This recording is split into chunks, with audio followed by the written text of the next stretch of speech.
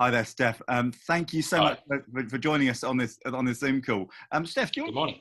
I met Steph about almost year, no, 2 years ago now. No, about a year and a Yeah. half ago when I did my slightly crazy tour from Cornwall to Carlisle, and someone said, "Oh, you've got to check out these guys at Hay Mill." So I sent Steph a very random email saying, "Hi, can I pop in?" And I came into this to their church in Hay Mills, which is like on the outskirts of Birmingham. And it was absolutely blown away by it. It was amazing. So so when I was doing these interviews, I gave Steph another Facebook and said, "Can I come and would you mind having a chat?" So tell us a little bit about who you are, what you do. Okay. My name is Stefan. I am married to an amazing lady called Jane, and we're a blended family, and we have 5 children between us, ranging from 6 to 21. Oh, Um, we are co-pastors of a congregational fresh expression of church called Hay Mills CC in South Yardley in Birmingham. We are on the main road, just off the main road between Birmingham and the airport. We're in an area which is about 40% Muslim, and the rest of them are a ragtag bunch of people from all over the place, Polish, lots of Eastern European, lots of different people from different places seem to have landed here. I was employed by the Congregational Federation, which before I was employed by them, I'd never heard of them. And so that was quite interesting. I had an interesting, sorry? That's a bit like Star Trek. Yeah, it kind of was. I mean, it's like I'd been caring for my mother for 6 years, and then she passed in the end of January, and then I was looking for a job, did some searches, and then this came up, and my wife said to me, "This seems like if you could write the perfect job for you, this is it." I went for the interviews. I was the least qualified, zero experience of church leadership,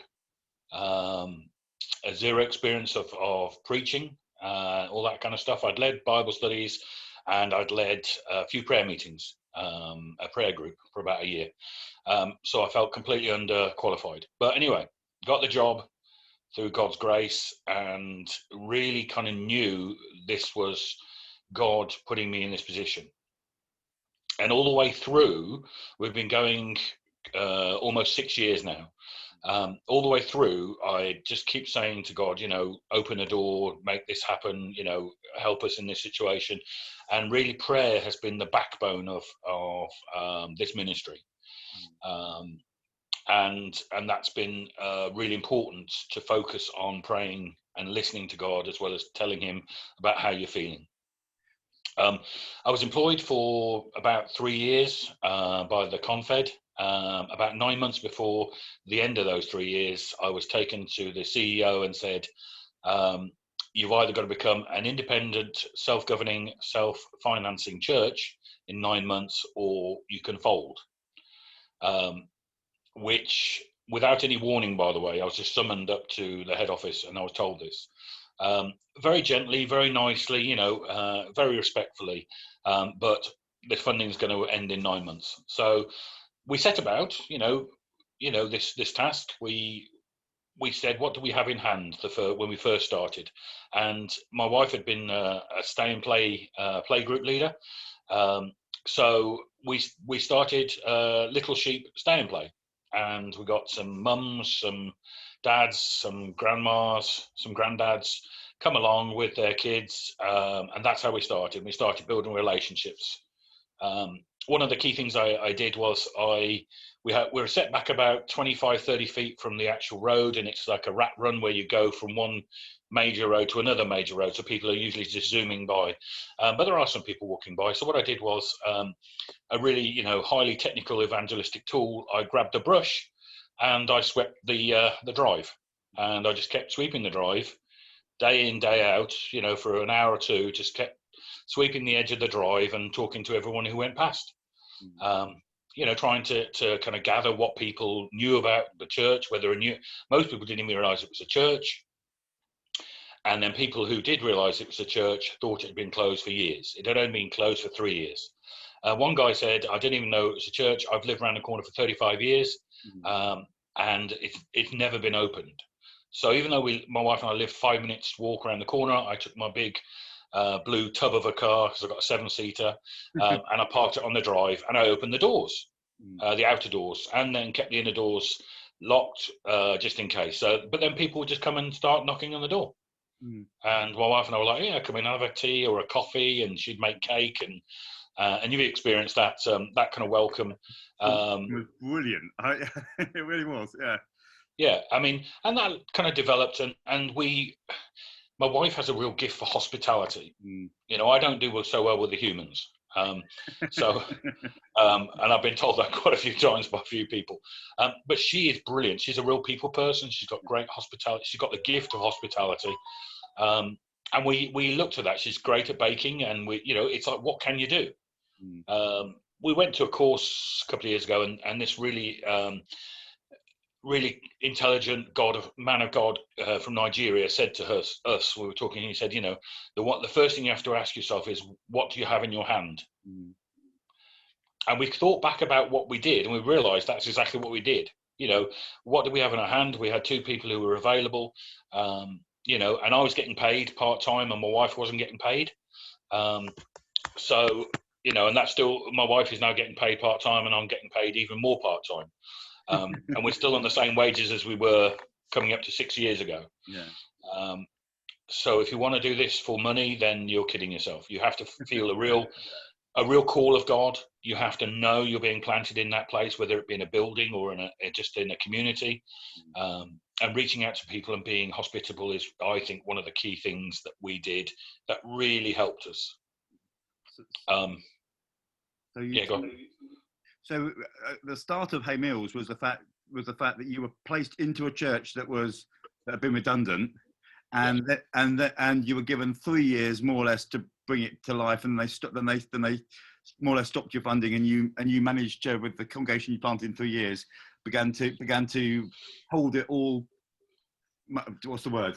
You managed to basically save the church and continue to live and grow and thrive. Well, when we got to the actual point of jump off to be an independent church, none of us, the people who were there, and there was 10 people, including my wife and myself, who came to the belonging and believing day we did, in terms of casting vision from the church and seeing who would actually want to be a member of the church.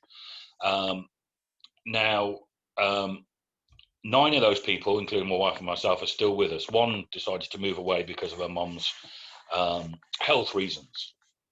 And, that's a testament to itself, that these people were committed from the start, and they've stayed committed. Even during the lockdown, they've stayed committed, which I think is an amazing act of God. I certainly don't think it's anything that Jane and I have done. I think God has really just drawn them in and has really made them, part of us as a community. And we're quite tight.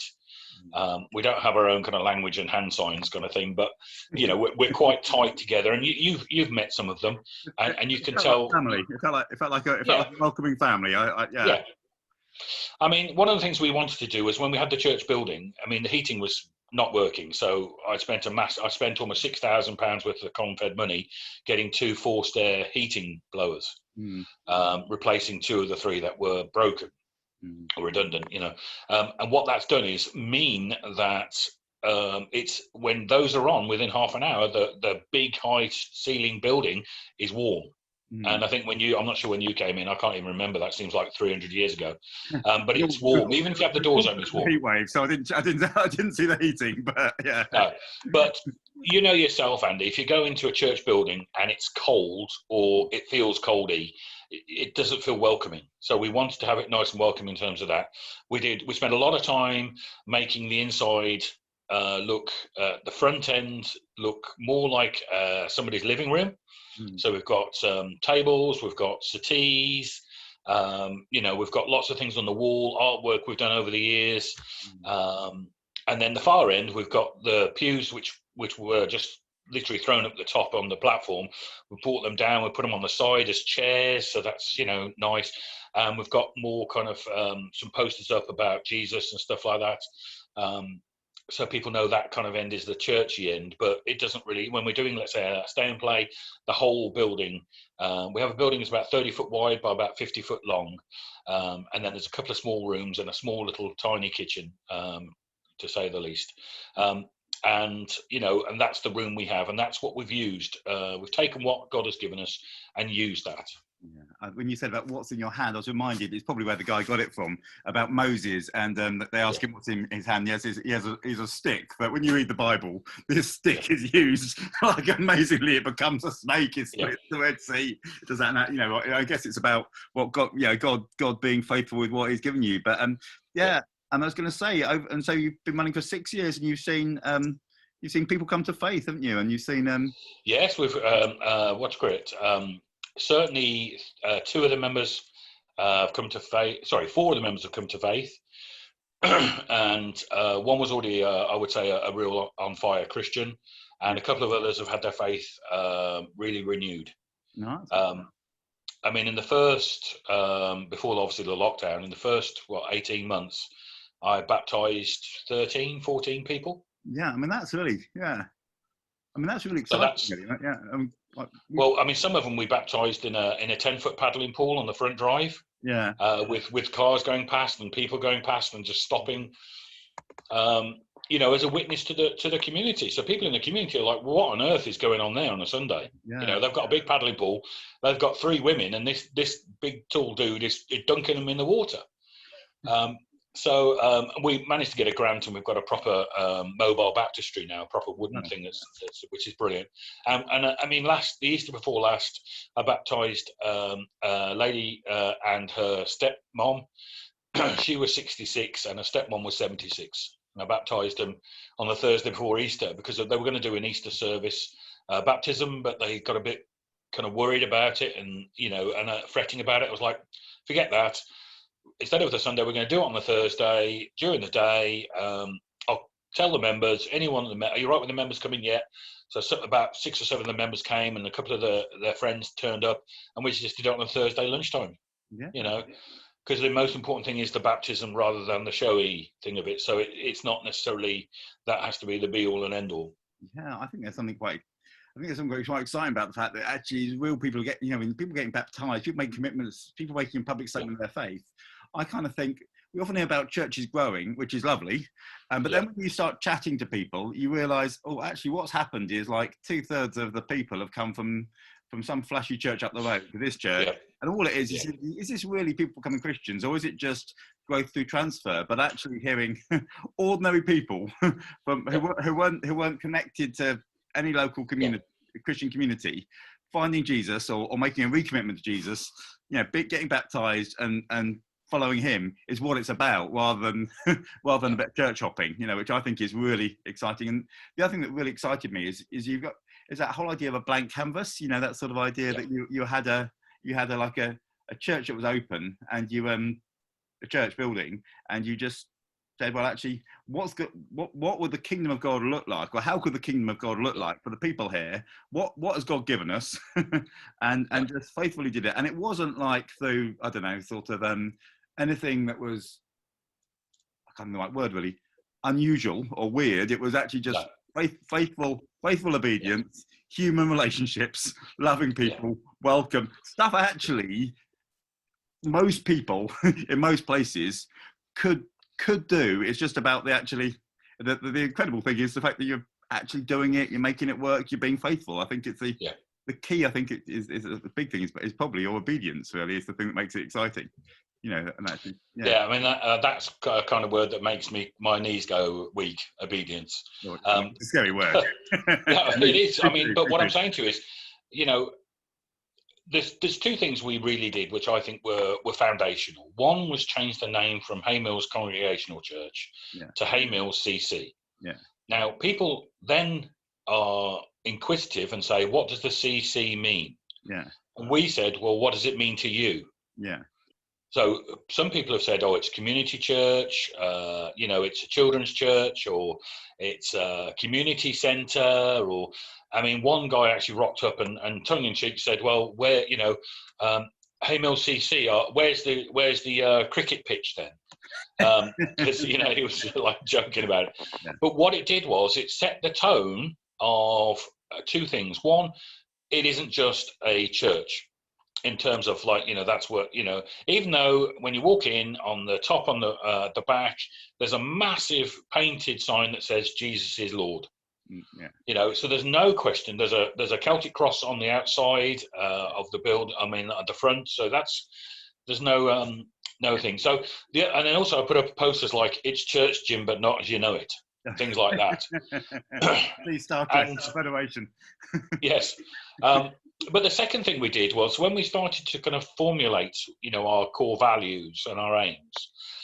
What we came up with, our values are wild, welcoming, inclusive, loving, and diverse. And that has really held us in good stead, because we really stick to that. Yeah, we try to be welcoming to everyone. We try to be inclusive of everyone, and that sometimes is difficult. And there's some people who've come in who've been a bit confrontational. But we try to be loving to everyone, and we celebrate diversity. Yeah. So as God does, He celebrates the diversity of people, and that's really important. And we've had people, I would say, from almost all over the world. We've had people from South Africa, from Australia, from Canada, from India, Pakistan, from Russia. One of the ladies, we employed a lady to help us with our accounts. She's from Brazil. And she's not really what I would call a Christian. She might term herself as that, but I doubt it. But it didn't matter. Her husband's from a Catholic tradition and was in training to be a Catholic priest, but gave it up to marry this lady. So everyone's got a story. One of the things we did was listen to people's stories, tell our story, listen to people's stories, interact, build community, and I think that's really helped. Cool, fantastic. That's a really exciting summary of what if you were going to talk to I can say a younger version of yourself. Actually, 6 years. You probably it's not that much younger. What would you say to yourself starting out? I think a number of things. I think first thing is get your work-life balance right. Jane and I have got that wrong so many times. Yeah, there are times when we've had an event on a Saturday when we've been there at 12:15 on the Friday night or the Saturday morning. Yeah. And had to come home with our children who were asleep on the settees while we were working, getting everything, right and in place and all that kind of stuff. What we tried to do was overreach at the start by doing these events like a summer fair, a Christmas fair, all that kind of stuff, and lots of things before we had enough volunteers to really, to do it. I mean, now we look back and we think, okay, if we want to do a summer fair, that's no problem. We can go, okay, well, so-and-so will come and help us. We can talk to so-and-so. And that's now, we try to do that. One of the things we were forced to do was we had pressure, not forced, but pressure from the Confed to start doing Sunday services. So we decided we'd do them on between 5 and 6 on a Sunday afternoon, totally alternative to everyone else. And then my wife and I spent 9 months doing monthly Sunday services before we were ready, and virtually nobody came. So we'd get ready, I'd get all the message ready, and we'd get all the songs ready, get the whole church set up, and then we'd sit there for an hour. And quite often I'd do the message anyway, just for practice. You got to remember when I preached for the first time when the church was launched, that was the second time I'd ever preached in my life. Yeah. The first time was at our sister congregational church in Ladypool Road in Spark Hill, and that was the first time I ever preached. They didn't know that when they invited me to preach, and I said to them afterwards, "How was it?" They were like, "Oh, it's good." I said, "Good, that was my first time." Oh, wow. They were like, "What?" But yeah, the second time I preached was then, and it didn't go well, and I meandered and I wasn't focused. But that's another thing, is have a go. And I've always been a kind of have a go kind of person, and have courage, to try and break through.